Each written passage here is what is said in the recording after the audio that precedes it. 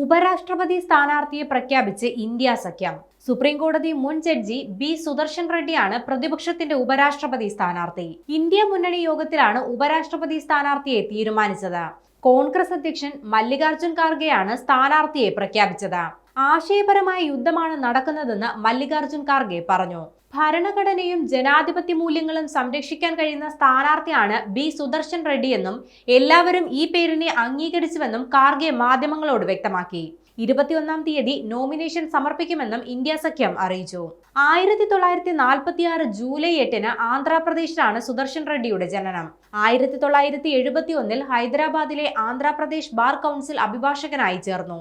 1988 മുതൽ 90 വരെ ആന്ധ്രാപ്രദേശ് ഹൈക്കോടതിയിൽ സർക്കാർ അഭിഭാഷകനായും 1990-ൽ 6 മാസം കേന്ദ്ര സർക്കാരിന്റെ അധിക ഉപദേഷ്ടാവായും സേവനമനുഷ്ഠിച്ചു. 1995 മെയ് 2-ാം തീയതി ആന്ധ്രാപ്രദേശ് ഹൈക്കോടതിയുടെ സ്ഥിരം ജഡ്ജിയായി നിയമിതനായി. പിന്നീട് 2005 ഡിസംബർ 5-ന് ഗുവാഹത്തി ഹൈക്കോടതി ചീഫ് ജസ്റ്റിസായും 2007 മുതൽ 2011 ജൂലൈ 8 വരെ സുപ്രീം കോടതി ജഡ്ജിയായും സേവനമനുഷ്ഠിച്ചു.